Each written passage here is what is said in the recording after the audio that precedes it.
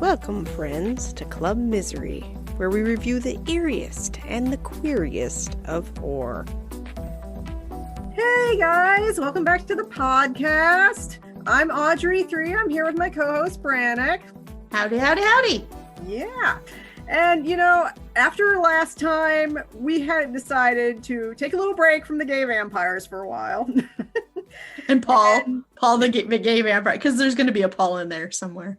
Yeah, exactly. But this week we have picked a movie that Brannick chose called TERRORTRAIN. It's a slasher from 1980. 1980. Oh. 1980. Hot off the trails of the disco fever. And it's about basically a bunch of college kids that go on a party train and get murdered one by one.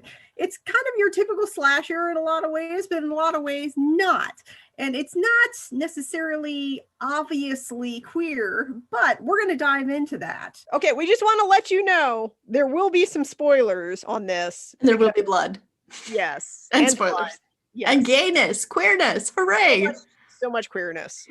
Yes, but there are going to be spoilers because guess what? We're going to get into it. We are going to get down to the nitty and the gritty, and we're going to find every iota of queerness in this film. So to do that, we're going to have to spoil the shit out of it. But come and join us along for the ride. It's going to be a blast.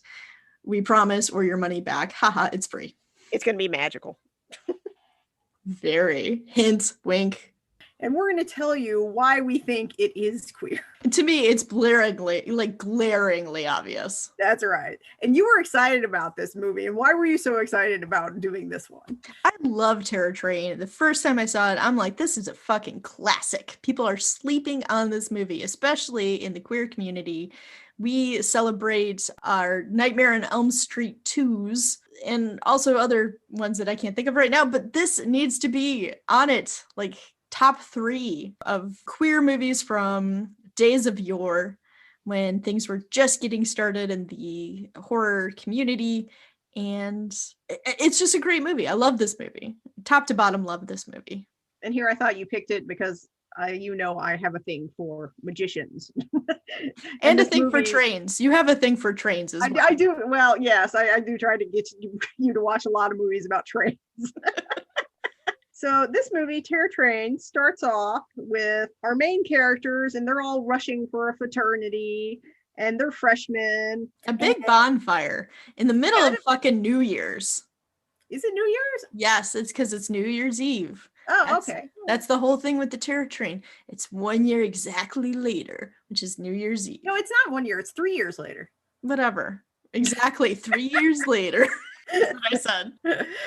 So they're all at this bonfire and they're rushing, and they have a really stupid tradition that the guys have to wear these stupid beanies until they get laid.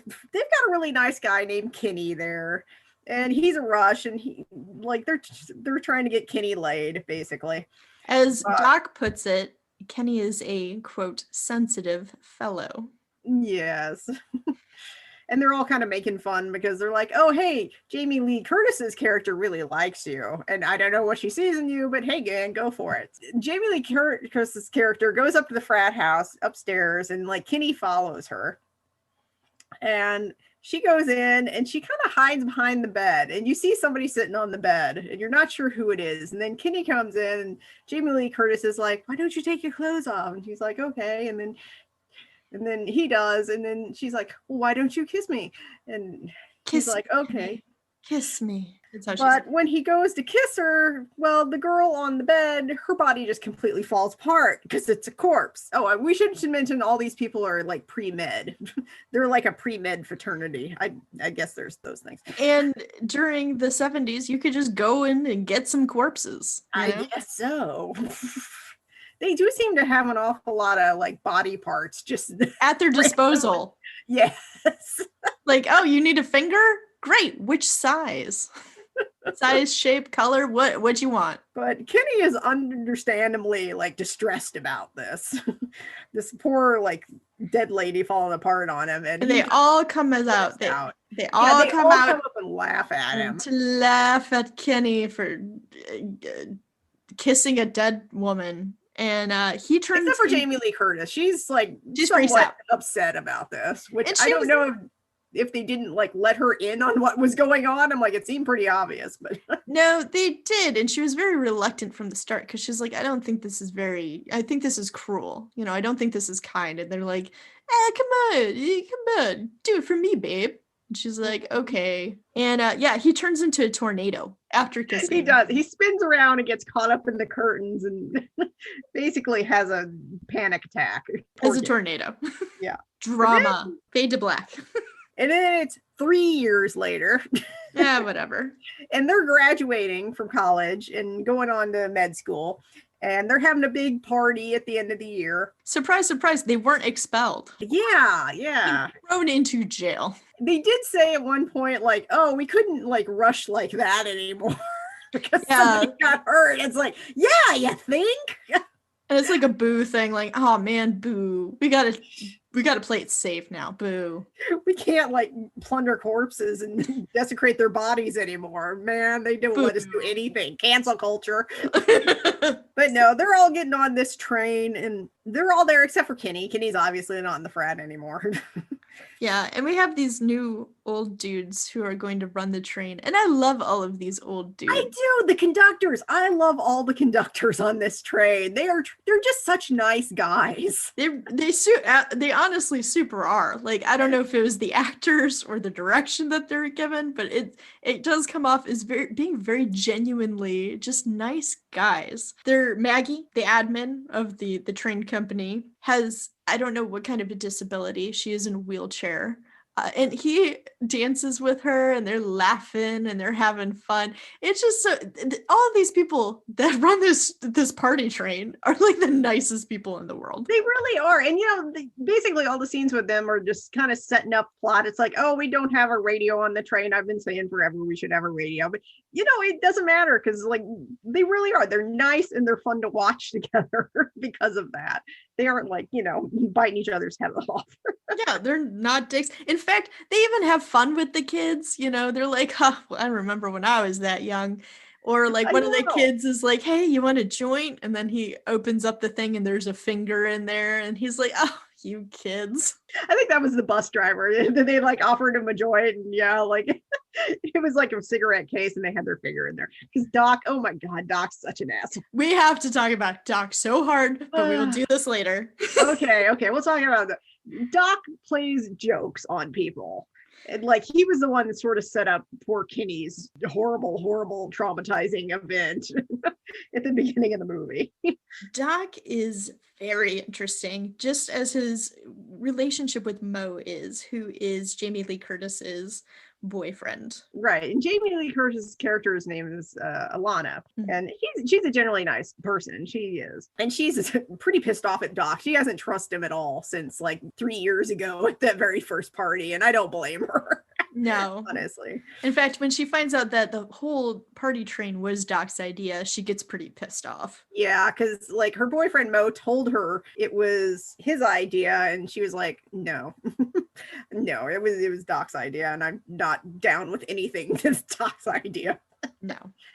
But also another thing with this not terror train yet, with this party train, everybody is dressed up as a different character. Oh, that's right. It's a costume party. It's a costume party. So what would you dress up as? What would I dress up as? Oh, I don't know.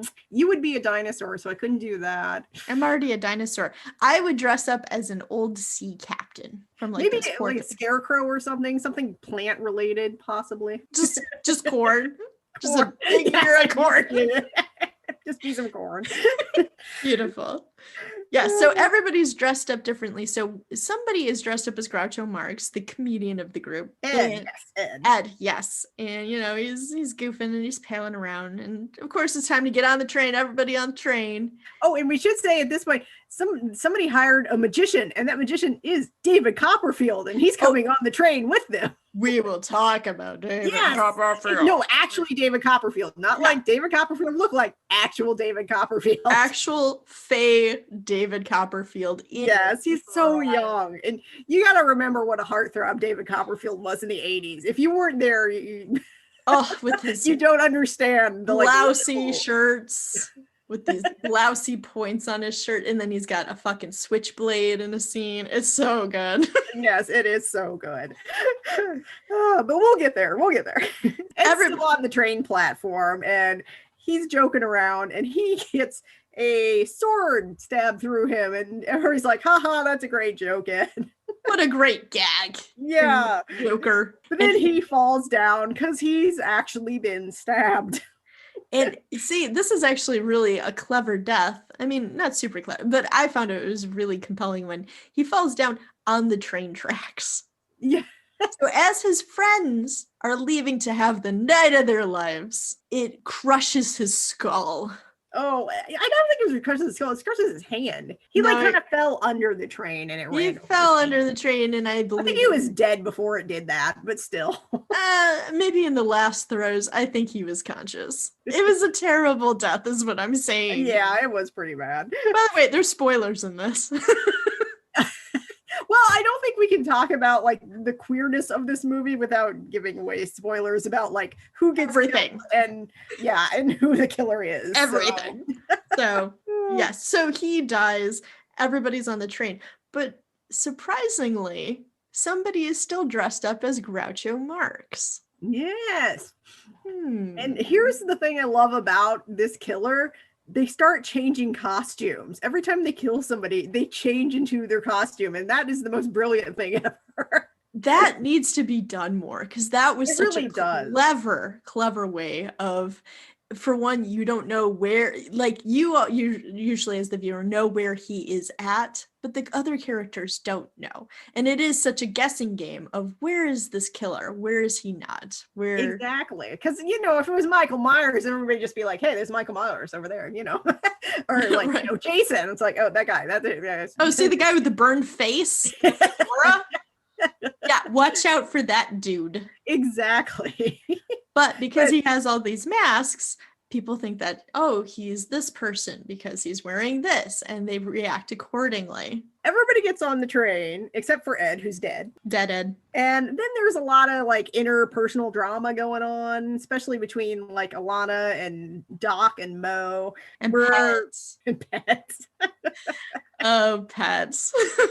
And Mary, who's Cleopatra, and Jackson. There's a lot of people in this movie. There is, but oddly enough, you can know who apart. Everybody dressed so differently, like, and they act differently too, and like they're characters that you can actually tell apart, which is nice. So nice, like they look differently. Like, and I have to say too, Alana, she is not the typical girl. She is much more tomboyish and wears a very blousy pirate costume. But again, it's kind of like more genderly fluid in a way. She is not wearing the Cleopatra costume. She's not wearing whatever the fuck Pet is wearing. I have no idea what Pet's wearing. It was hand up her butt. It was pants. It was like, but there was like a hand on her boob. Well, that was like a fake hand. Yes, I don't understand what she's trying to go for. I don't know. Anyway, so yes, there's a lot of interpersonal drama. Mitchie is her best friend. She's like, I can't believe we're gonna be graduating. She's like, yeah, but we're gonna be friends forever. And actually, I thought their relationship was very sweet. It was, because Mitch was like, you're my only like girlfriend, and Alana was like, well, you're my best friend. And it was believable. It's like, some people that had been college roommates for like 3 years. Mitchie didn't want Alana to leave her with Pet. I remember, because Alana was like going away for the summer to like work or whatever. Yeah, and Pet is she's problematic. She is problematic. But this is also the point where Doc goes to Mo, and Mo and Alana are engaged. And at one point, Alana leaves, and Doc's like, if she jumps you, you've always got me, And then he like gets real serious, and he's like, I mean it. Yes. And at that point, we're like, okay. Okay, so here's my queerspiracy theory. Because again, with these movies in this genre, in this time of our culture, we cannot fully express queer. It's not done in movies. So there's a lot of coded messaging that goes into these movies. And again, like, I felt a blip, a real big blip between these two, because there is a lot of, talking about marriage, but then Doc looks straight to Mo. There is a lot of, if she leaves, you have me. I mean it. And there's a lot of furtive looks between them throughout this whole movie. Very much so. Very much so. Very much so. So it feels like they're either very attracted to each other or in a relationship that maybe cannot be. Mo's like, hey, I'm moving on with Alana, who's kind of gender fluid anyway. But there is a lot of things where Doc really tries to fuck up his relationship, Alana and Mo's relationship. So it's kind of like, you belong to me. And when shit goes down later on, which we will talk about, Doc loses his fucking mind. He does, yeah. I kept expecting, like, okay, he's trying to break up Alana and Mo so he can get with Alana, but that never happened. He never showed any interest in Alana. He does not give a fuck about Alana. He wants to hurt her. Doesn't. Like, Doc's actually going out with Mitchie, but honestly, their relationship, I think somebody said, like, you and Doc have an understanding. But, Mo and I are, like, exclusive. Because I don't know if they were swingers or... Honestly, it felt like Doc was with Mitchie because Mo was with Elena, You think? Yes, because I think he was pretty upset. Well, we'll get to things later. Because Mitchie was best friends with Alana, and he was best friends with Mo. He went with the girl so they could do like double dates and things like that, so where he could still have that relationship with Mo. Doc is obsessed with Mo, is my queer conspiracy. Yeah, that's not even a conspiracy. That was pretty just obvious. They, and Mo being, a kind of nice dude is like, I don't think I can handle you, buddy. Because Doc's kind of a dick. He's always a dick. That's just his character. He's a dick. But he's like, yes, I think he's like obsessed with Mo. Which I don't know why. He's dressed as a parrot, and I don't get it. Not a very good one either. Not even a good parrot. No. I forgot what Doc was dressed up with. Oh, a monk. A monk. Yeah, a monk. Oh my gosh, there's so many things that I could just dig my teeth into. I think I'll have to do my second magnum opus on this movie. To what their characters meant. To what... Anyway. Do you think their costumes had Yes. meaning? Yes. You do. Yes, okay, that's interesting. I do. 100% I do. So what did Mo's parrot costume mean? Well, that he was parroting what is considered a norm.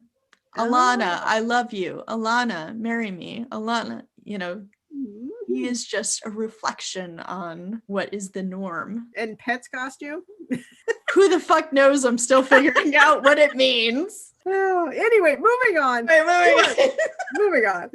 Poor Jackson, who's dressed as a lizard. We won't question that too much. He gets like pushed into like the bathroom by the killer, and he gets killed. Mirror. He's the one black guy, but he wasn't the first to die. He was technically the second to die, but still, Yeah, we don't really know too much about Jackson anyway. Yeah, kind of like in the background, basically, but he gets killed, and so he's in this bathroom for quite a while while everybody's like out watching David Copperfield do magic, which we should say this movie, like, it sort of like takes time just to watch David Copperfield do magic. Okay, yeah, they went all out. They have a live fucking band in one of the trains. They have David Copperfield. And by the way, an awesome party. I would go on this train. A great party. There's booze, there's dancing, there's magic, beautiful, and like very understanding conductors. Also, Alana and Mitchie are like, fuck these dudes, let's go dance. And I thought that was kind of a cute scene too, because it's like, but yes, the best. I would say like everybody in the frat except for Doc actually seems like a pretty nice guy. Yeah, like Mo's pretty nice guy. Like there was one guy, he was dressed as a president. He was called a mayor. Oh yeah, that's right, president.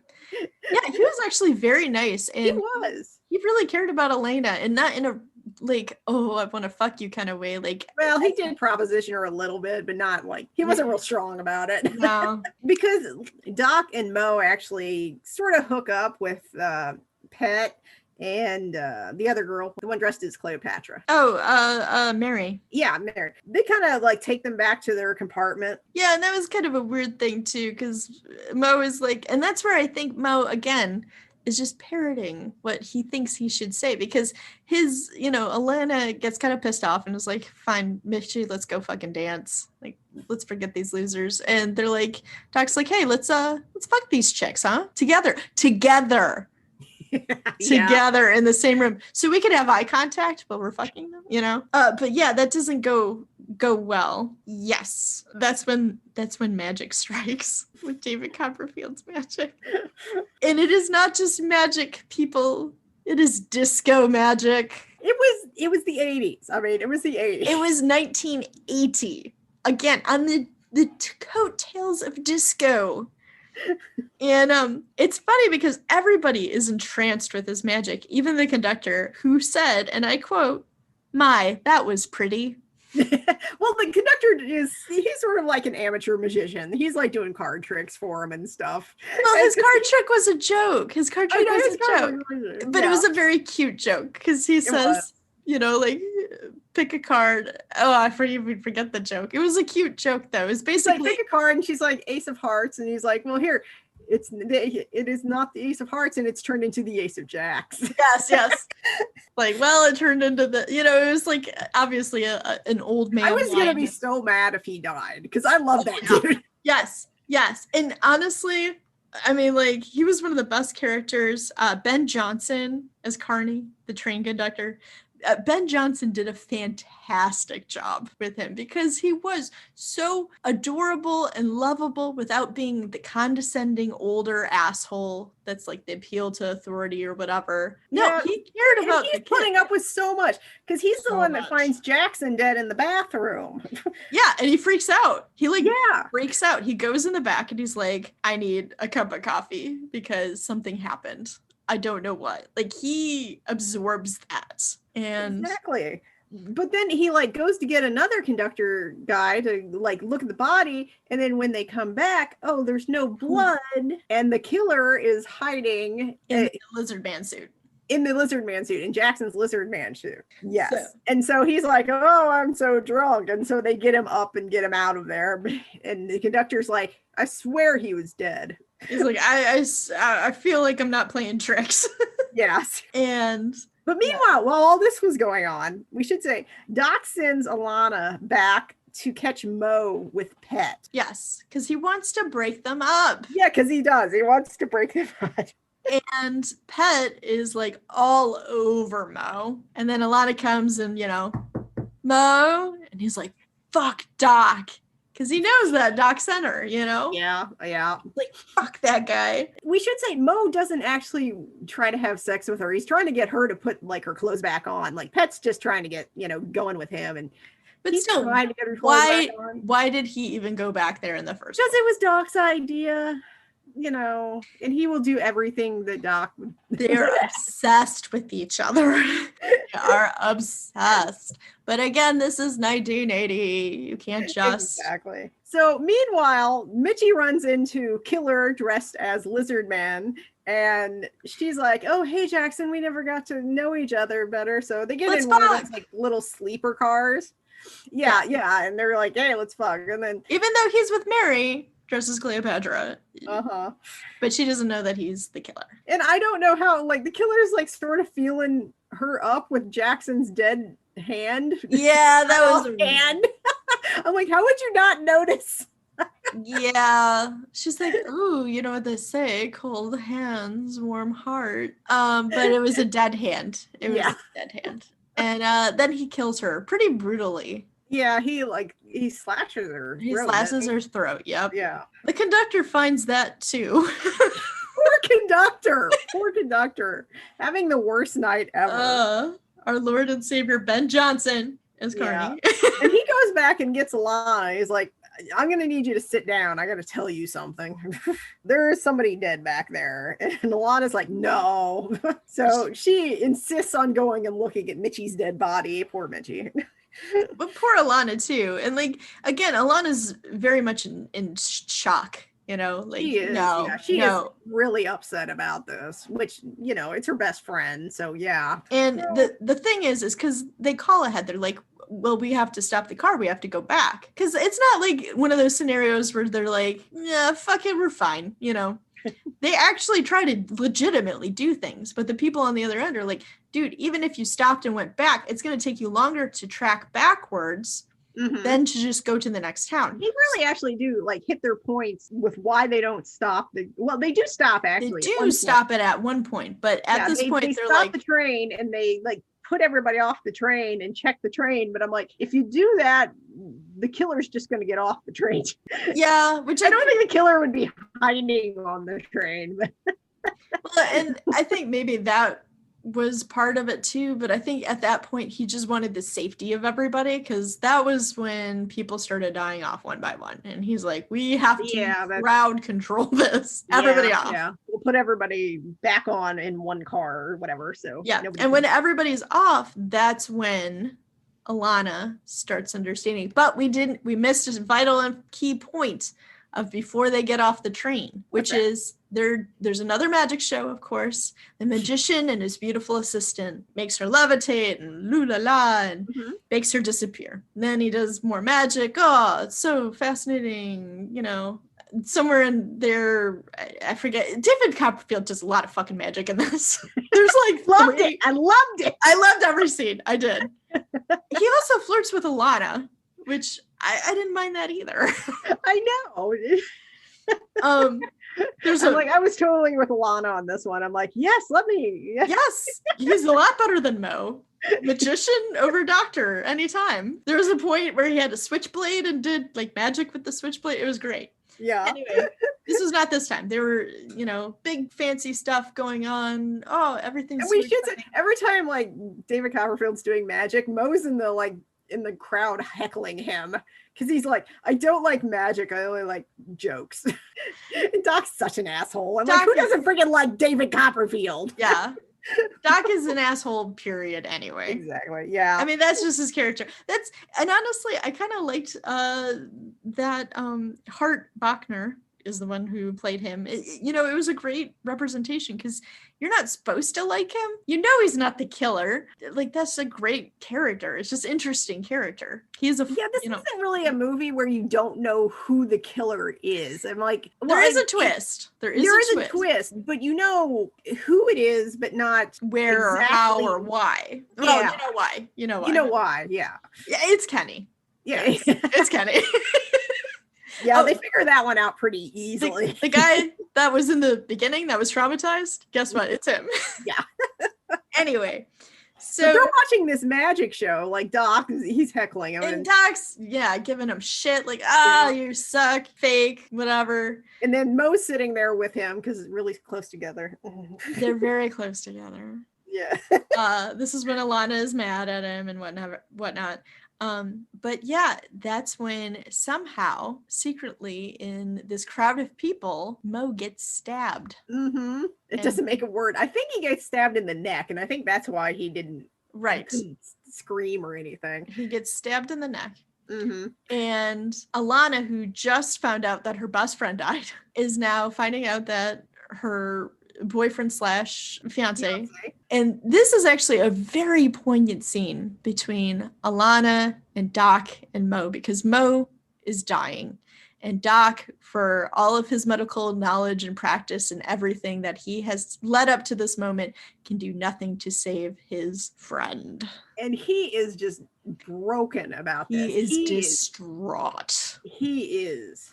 And as much as Alana is distraught, he is doubly distraught. Yeah, because like Alana's sort of holding Mo's head and he's just crying on Mo's chest at the same time. Doc has lost it. And that's the point where I was like, yeah, I'm pretty sure he's gay. See, I was at the point where you don't need her, you have me. That was my point when I'm like, they're fucking. But yes, at this, both of them have lost the person that they love. That's when everybody's off the train. Get off the train. Everybody off the train. We have to figure out where this person is. The conductor and his friends are going one by one, into trying to flesh out this killer. Meanwhile, everybody's outside freezing their asses off. And that's when Except for Alana... David Copperfield, because he's smart. Yeah. He's on the train. He's still on the train. He's like, I'm not fucking going. I'm David Copperfield. I'll just disappear. Yes, this is when Alana and Doc are outside, both distraught for losing. And he was sad about Mitchie too. Not as sad as he was about Mo. But they have lost Mitchie, they have lost Mo, they're both grieving, and that's when she understands, oh my god, this is Kenny. Yeah. Kenny is behind this. And for some reason, somebody brought a yearbook. To sign, I guess. I guess. Like in elementary school. But they look at this yearbook and they're like, oh, wait, Kenny used to be into magic. That's right. Because he was in like a yearbook from like 3 years ago, which somebody brought for some reason. Again, do colleges have yearbooks? They do. Like sororities and fraternities do. Okay. All right. Yeah. I'm just a simple dinosaur. I've never been in part of a fraternity. All right. But yes, that's when they figure out, it must be the magician. Whose name is conveniently Ken. Yeah. Ken the magician. Now, never mind that like Ken doesn't really look anything like Kenny from the beginning of the movie. I mean, maybe vaguely, just a little bit. He's got dark hair. The end. Yeah. Dark hair. The end. I'm sorry, but Kenny was no David Copperfield. But no. Maybe he got plastic surgery in the last 3 years. So. But also, too, she probably isn't really thinking straight. It's been a while since she's seen Kenny, who knows? So obviously, it's something to do with the magician. So but Alana at this point also does say like, hey, I went to visit Kenny in the hospital after all, like what happened with him. And, they said, this has happened before he killed somebody. Accidentally. Okay. Accidentally. But that's when they're like, oh, yes, he must be the killer. And Doc has a very different reaction from hers, because hers is like, we have to find the magician, we have to tell the conductor, we have to, A, B, C, D. And he's like, no, we have to barricade ourselves and wait for him, fight him. Yeah, Doc's pretty convinced they're gonna die. Yes. He is fucking unhinged right now. He really is. He has lost it. And this is where the final girl kind of feeling kind of comes in, because she's like, okay, A, B, C. Yes, I lost the love of my life, but guess what? I want to survive. Like, I don't know what I'm doing. So they go back on. Go to the conductor, and she tells him, hey, it's the magician. So we need to get everybody out of like the magician's, the train car. They need to get them all out of the train car, because there's a few people just hanging around. And so they go, and the magician's assistant there, and she's like, oh yeah, Ken's in the back. So go on back there with him. They go back there. Yeah, they go back there. No Ken. No Ken. He's disappeared. So like, fuck, he must have left. And this is where like a lot of people that don't necessarily have anything to do with what happened start dying. Like the poor black conductor is killed. Yeah, the conductor people start getting killed. Yeah, I mean, Doc gets killed, but that was kind of an obvious. Okay. Are we going too fast? We're going too fast. So, all right. So they get back on the train. Doc is like, we have to hide in this room. Gonna lock you in. She's like, I don't like that. We need to figure this out. So he locks himself in. So that's when, he's like, oh, gets a moment to breathe, then realizes, oh, there might be somebody in this car. I should probably double check. And this is the biggest train car ever, man. This is the biggest. This is like a captain's car. Lots of places to hide. So many lockers. Yeah. So he goes, he's looking around. He thinks, oh, I see something over here. It's not something over there. And that's when a hand grabs him from underneath this bed. I think it was like a couch. Yeah, I think it was bed. And he dies. Yes, he dies. And he gets decapitated, you guys. His head comes off. Anyway. Quite a few people are killed by swords in this one, actually. Yeah, they used to be the like killing method of choice.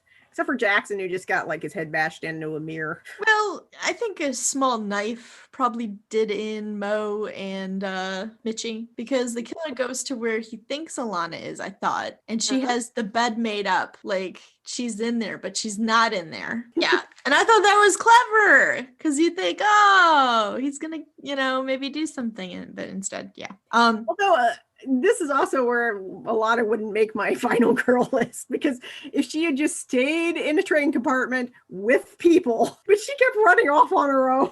Well, and he kept killing people one by one because the other train conductor was supposed to watch her as she slept, but he killed him. Yeah, that's true. That is true. But So, if he just would have stayed in the compartment with a lot of people, like they're like 30 minutes away from the station at this point. yeah, they're very close. I'm like, I'm not going to sleep then. The actual guy who's driving the train has been killed. The guy that wanted to become a train conductor, like there's actually a huge scene about the conductors talking about the future of trains, and I enjoyed that actually.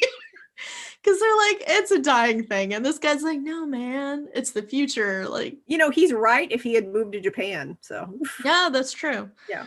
But he died. Everybody's dead. Yeah. Except for Ben Johnson, thank God. So, yes, this is when, they get into this really good fight scene. I have no idea where this car is. I think it's the break room or something. But yeah, it's like the car after the engine, I think. But it is a literal throwdown. He beats the crap out of her. She beats the crap out of him. There's a lot of beating. Again, he's still in costume. So, I mean, it is, but you kind of don't, So they're beating the crap out of each other. She goes into this locked and chained kind of enclosure.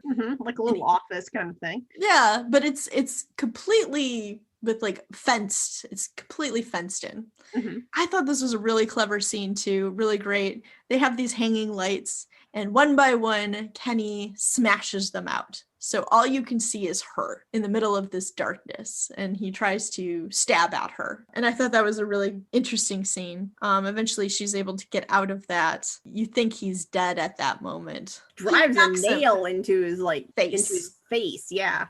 Yes. Like a letter, like one of those things that you put notes on. It's just a big nail. Yeah. They don't have them nowadays, but yeah, it's probably because of that reason. Because it goes right into his face real good. And he falls off the train. We think, phew, we can take a breather. Yeah, they're like, okay, we're just a few minutes away from the station. And, okay, everything's good now. But no.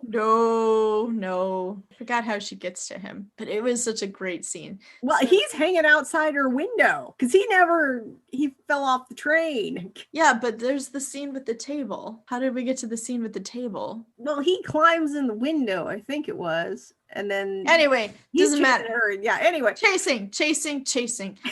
Okay. She won't stay in a room with people. She won't stay in it. She doesn't like it. I get it. Honestly, I get it. I'd rather be stuck with the killer than to be in a room with somebody else. So she goes to the conductor and he's sitting at a table. She sits down and she's like, oh my God, he's still around. He's still alive. Conductor grabs her arms and lifts his head. And of course it's Kenny with a mask, but it's like this see-through mask. And then he takes it off. And we see his face. It's just a clear see-through mask, but he was wearing the conductor's hat. So she thought it was the conductor. Right. Not though. But but then you find out Kenny was not the magician. Nope. No. Or David Copperfield didn't make it. He's back there in the back dead. Yeah. In like the sword box, And this is when put all the swords in.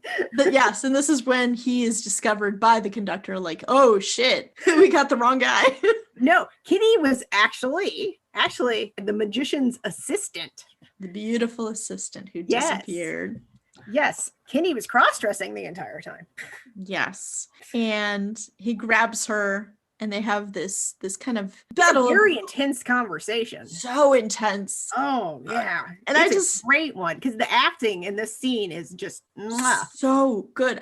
So good. Derek McKinnon, it doesn't seem like he was in a lot of films. I have no idea why, because this scene alone is so palpable and so raw. I could watch the scene play out for a million years. Honestly, that's what kind of elevates this movie, I think, from a lot of other things where the killer is just kind of, mindless killer. No, this real connection we get between Kenny and Alana. And, if there's one complaint I have about the movie, I'm skipping ahead a little the points, but I wish we'd known more about Kenny's backstory. Oh, me too. Yeah. Me too. I could have had another 20 minutes just to give us more of who Kenny was. Yeah. Because this, and I'll get through it with my notes too. But yes, like this scene between the two of them, between him being wronged and seeking vengeance and her seeking redemption and survival. And what does that include? That includes the line of him saying, kiss me, Alana. And what does she do? She does. She does. She offers that compassion. In fact, it felt very much like in the Phantom of the Opera, when the Phantom, when Christine kisses the Phantom, and the Phantom in that moment of her compassion decides, I'm done. And in that moment, that's when Kenny looks upon his blood-stained hands and realizes what he has done. And then turns into a drama tornado again. Yeah, and then he kind of falls to his death. Well, Ben Johnson, because Alana's just looking at him horrified. Ben Johnson comes in, gives him a couple whaps, and he falls off the train into some snow. And I'll talk about that in my points. This time he falls into like an icy river, so he's probably dead. Yes. Yeah. As the train speeds away. Yeah. The train speed away, and that is the end of our movie. Ben Johnson survives. Hardy. I know. I was so happy about that. You have no idea. I was so worried the entire movie. It was too, because he seems like everyone's grandpa, and you're like, no. I know. Like, these drunken college kids, who cares? But Ben Johnson, man, nobody touched him. No. He is our saint. In fact, when I did, because I did a review on this on HauntedMTL, and I did do a stick figure of Ben Johnson, and I have him in holy light because he is a saint. But yes, and then the movie is ended, and she is safe. But boy, what a ride! I know. Yeah. What a ride! What a thrill! So you have some points, I imagine. I do. As much as there was like some underlying queerness to this movie, at the same time, you've got that problematic angle where the killer is somebody who's cross-dressing. So it's Fair point. Trope, from Psycho and Silence of the Lambs and a lot of Giallo movies. I think we said so this many about Giallo movies. Yeah. So many Giallo movies. So it's a trope, but it's interesting they got an actual drag performer to do it this time. And I'm gonna say this: Derek McKinnon looked fucking amazing. Yeah. You wouldn't, if you didn't notice, like if you didn't know like what was going on, you would never have known. No, she was gorgeous as the magician's assistant, and honestly played it off so well too, to where it didn't even like register, because she was played as just kind of like this, oh, did you hear about, like it wasn't, nothing was brought to the forefront. There was never like a lingering moment of her and her eyes glazing in anger, and nothing like that. There was no real hints about it. No, absolutely not. Unless it was the underwear. You mentioned the underwear at the very beginning of the movie. When Kitty gets naked. Shush. That's one of my points. Oh, that's one of your points. The underwear is one of your points. Okay. I have many queer spiracy points. Okay. I have 2 pages. I'll get through them quickly, I promise. Okay, well, have a point then. Have a point. Okay, all right. My point. Okay, so I want to talk about some of the things that I think were leaning towards more queer. Like I said, it's during this time, there's a lot of like you got to read between the lines. One of the first things is I want to talk about the beanie system, which we talked about, which is basically physically marking the young men and culturally marking them by basically their sexuality and sexual experience. In the very beginning, Kenny is reluctant. He does not want to do this. I don't know. I wouldn't say that exactly. I would say that exactly. Kenny was shy, but I'm not sure I'd say he was reluctant. I would say he was reluctant. Okay. This is a thing that he didn't really seem that interested to do. It was Doc who was pushing and pushing, and Doc who instructed him to lose his virginity. It was never in his control. It was never in his power. It was like, this is kind of what you're going to do. You want to do this, right? You want to prove you're a man. In fact, like I said, he was called a sensitive fellow, and chicks dig sensitive fellows. And it was basically a question to his masculinity. So it's like he was forced to do this so that he could be unmarked, as it will, as undesirable or anything that wasn't quote unquote normal. Bless poor Prez, though. Yeah, I love Perez. They told Perez, like, okay, you can lose your beanie if you just touch a boob. I did notice he did not have a beanie at the party. That's true. 3 years later, at some point, he had sex. But how unfair is, or at like, least that touched a whole, boob. like, tradition to asexuals? I'm like, there's gotta, like, Well, and it's again, terrible. to queers, like, go have sex with this woman that you don't want to have sex with. Exactly. And that's also what I want to, talk about too. So when he goes to the room to have Although we sex do with her, wonder if, like, Doc and Mo, like, lost their virginity to each other. probably to girls, but maybe in the same room with eye contact. A lot of eye contact. Yeah. Like they were gonna do, I assume. So okay, so when Kenny goes up to supposedly have sex with Alana, it's actually set up kind of like a fucking haunted house. There are all these caution lights that are blinking. I think that's just a typical frat house. That Well- was the thing you did, was you stole street signs and stuff. Or it spells an internal fear and danger in Kenny as a caution. So when he enters the room, Alana is in bed, but she's not visible. She is hidden. She is obscured. He does not see the female body. Again, it kind of calls into question, like, he's not wanting of this because he doesn't see anything. There's nothing for him to see because obviously it's a dead body. We know that, but he doesn't know that. All we hear is basically get into bed. So it's like, okay, he gets naked because I feel like maybe he's like, this is more acceptable because she is obscured. I don't have to see her. I don't have to confront this. So when he does get undressed, and you kind of mentioned this, so this is where my point is going to go. I swear to God, people, I swear, I've paused this movie and zoomed in. I don't doubt that. I CSI'd this shit. And if I'm wrong, costuming, please tell me I'm wrong. But I swear to God that he is wearing women's underwear. He is wearing women's panties. Maybe that was your hint, though. Maybe that was the only hint that they were supposed to give in the movie. Maybe. Who the killer was. I did not see a pocket for the ween to come out. I saw flat and I saw curvy. And I believe that, I could be wrong, but I believe that it was women's underwear, which again goes like kind of into your hint. So I could keep going. Like again, with the prank, his sexuality is questioned and ridiculed by others. And I would say no matter in. Your sexuality, that would be traumatizing. It would be traumatizing. And again, who the fuck does that? Like, who gives Doc a does. Doc does. He's a dick. But anyway, because of the ridicule, he literally becomes twisted. And I thought that was very clever in the writing. You like the spinning. Okay, I'm just saying. You like the literal spinning. I'm just saying, because of the literal spinning, he literally becomes twisted. He becomes a twisted individual in that moment. But, for the last 3 years, I guess he'd been doing okay. Had he? We don't know. Well, we need a backstory. Apparently a pretty, good magician's assistant. We don't know how long he was doing that. And honestly, I give props to this movie, David Copperfield, for having a cross-dressing assistant. I don't think he knew. I don't think so. I don't think so. He did. I don't think he did. Because it is a common trope to have magicians that sleep with their assistants. So I would assume that he knew. Then that calls into question David Copperfield. Exactly.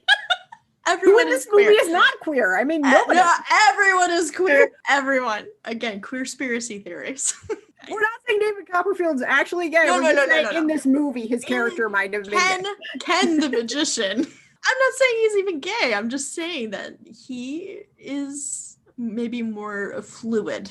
People, Kinsey scale. We're not one or the other. Oh my goodness. Okay. So, before I go into much more of my points, because I have a lot of points, what's another one of your points? I think one of my points was the name of the movie, which is Terror Train. I thought they could have come up with a slightly better name than that. They could have Magical Murder Train, or I think Mitchie called it Bad Choo Choo at one point, which I thought would have been good. I agree. It had to have something to do with magic and trainery. Yeah. Magical trainery. Not that, but something in that field. I agree, because it's far too very standard. That's a very blah Yeah. sounding name. It reminds me of that other, Night Train to Terror, which was awful. But again, it's just like one of those things where it's like, this is the blandest, or Night Killer, that is, too. And I think that was the part of the times. I think we've gotten better at naming things. Have we? The Midnight Meat Train. Blackcoat's Daughter. Let's pretend we did.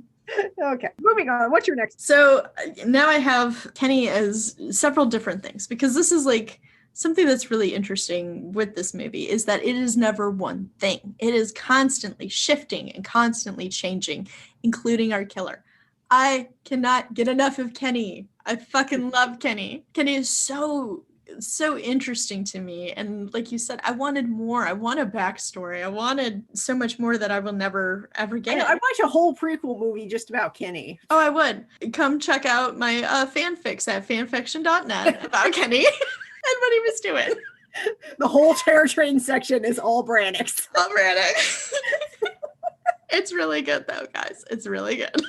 But I liked that. We get Kenny as the magician, and he is very much like David Copperfield. He has the ability to deceive and to trick and is the one who is in control. He is controlling it to our eyes, to our perspective.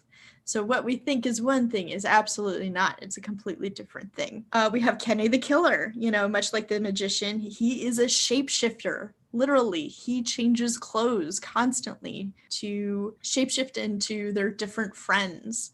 You cannot peg him. He's able to adapt. And again, he's in control. He's methodical in his killings. Then we get Kenny the Conductor in the end tornado, which is open to interpretation, I understand, however. And it might be PTSD from the last time, whatever.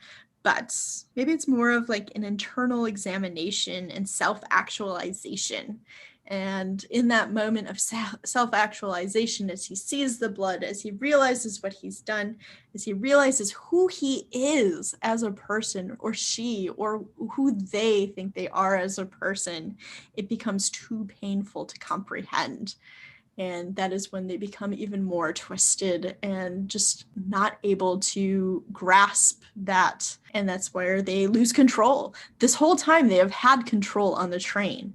But this is the moment when they actually have to look upon themselves to see who they are, to see that they cannot be in control anymore. And that is too much for them to handle. I may be out of points. You Okay. you so keep going. I can keep going. Yep. Again, this is going to be my second magnum opus. Okay. So his death, I found incredibly compelling because it is interesting because, like I said before, with the Phantom of the Opera and Christine's kiss, rarely in a horror movie, and rarely, especially with a horror villain, do they actually self-actualize. There's very rarely a point when they take a break and think, oh my God, and look into that mirror, that man in the mirror, and sees who they really are. And especially rare by the compassion of another. In that moment, Jamie Lee Curtis becomes, I think, one of the most compelling characters because when he's like, kiss me, after everything she's lost, she still offers herself to him in a kiss, in a gesture. Yeah, granted, she was trying to keep from being killed herself, but... Yes, but it is a gesture of love. A kiss is a gesture of love and compassion, and empathy towards another. And that is what changes him. If she were to spit in his face, he would have killed her. No doubt in my mind. Yeah. But because of that compassion, that forced him to change from the monster to the man again. Or whatever. The man, I say loosely. And in his final moments, as he is flung from the train and he lands into the snow and lands then into the river and is quietly, without another word, without a sound, without anything, he is swept away back and returning into nature. He was rejected of himself as he was twisted. He was rejected from the train of basically the future. He allows himself to quietly slip away, almost peacefully, in fact. And it's funny because a lot of people say that it's a very funny end scene because, he tornadoes and gets hit and falls into a river and drifts away. I found it actually very heartbreaking because that was the very final thing. He accepted it at the end, and then faded away into obscurity. No one will mourn Kenny, probably. Nobody will know who they were. They are going to be a mystery, except to Alana, who got that one glimpse of the true Kenny in his final moments, or her final moments. The interesting thing was when he was confronting Alana, he said, like, I saw you liked him, and he was talking about Kin the magician, which was interesting. I thought, like, he wasn't talking about Mo. No. So it's like, did Kenny want to be the magician, or did he want to be the magician's assistant? We're not sure. Or both. Yeah. Kenny, and that's why Kenny as a character is so compelling and so fascinating, is because there are so many different facets to the character. And again, Derek McKinnon fucking nailed this. Absolutely. The fucking wall. And again, props to Jamie Lee Curtis too. I'm not saying, like a tennis match, you have to have two people that bounce well off each other, and they did. Oh, yeah. But again, just the hugeness of this role, and to kind of a relative like newcomer without much acting experience, it just blows my mind. It's just, that's why I find this movie so interesting, is because of his character. So the only other point I have is like, let's talk about the future of trains. I would love more trains, especially if they had magic shows on them. Get on that Amtrak. What the hell? Live bands, magicians. Exactly. So yeah, I love this. I love this movie. I love the characters. I love the actors. I love that Doc's an asshole, but is in love with Mo, and Mo's in love with him, but Doc's an asshole, and it's 80s, early 80s. We can't really do that. And just all that whole huge mix. And like I said, so it's not going to be like jump out like Babadook LGBTQ, because we all know how much he shoves that down your throat. But I feel like Kenny really deserves a place in our hearts as a killer of the LGBTQ community. He really does. He, she, they really do. Whatever his orientation, I think, he definitely deserves to be on the list, up there with the girl from Sleepaway Camp. Oh, Angela. Yes, Angela. Yes, and if anybody fucking knows me, I love Angela too. Angela is one of my favorites, and I love that fluidity, and I understand, yes, it's from the villain, but here's another point too, like that. But when so many characters, this is why we say, it's maybe okay to have a queer villain if all your other characters are queer too. And they were. In this movie, it's very, and they could be. Honestly, I feel like the real villain of this movie is norms and the sexuality of norms. That's the real villain of this movie. It's the real villain of every movie, isn't it? Just, be cool and fluid, things would be okay. So what is your rec for this movie? So, well, not for this movie, but like just rec in general is I'm going to rec Isaac Dunbar, Dunbar. He does alternative pop and pop. He's only freaking 17. And this, I don't want to say kid, but he is a kid. This kid is so talented, and he has so many wonderful songs. He is part of the LGBTQ community, and I highly recommend listening to some of his songs. He just came out with a new album, I believe. But check him out. Isaac Dunbar. Isaac Dunbar. Write that one down. Yeah.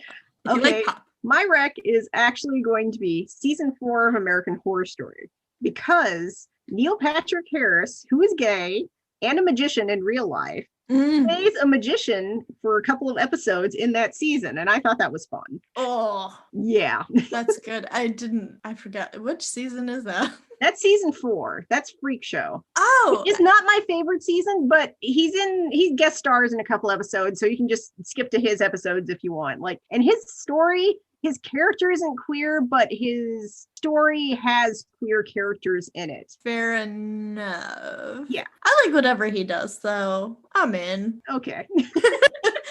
Maybe I'll go watch his performance as a magician. Episodes like 11 and 12 or something like that, somewhere near the end of the season. So how many Cthulhu's would you give this one? I forgot what I gave it last time. I'm going to give it a 4.5. Oh, that's a good score. I'm going to give it a 4, because I wish we'd gotten more of Kenny's backstory, and you can always use more David Copperfield. I mean, there's quite a bit in this movie, but I would not object to more. so much. Honestly, I think you're gonna have to like cut me off because I could talk about this movie for like another 3 hours. Cut me off. I can't handle this. I'm gonna Last tornado. 10 seconds, go. I'm gonna tornado. I can't do it. Oh. Let's start ooncing. Oonce, oonce, oonce, oonce, oonce, oonce. We gotta get this out. All right, Unsa's out. I gotta go. Oonce, oonce, Oons, oons, oonce. Let's go oonce, oonce, oonce, woo, woo, oonce, oonce, woo, woo.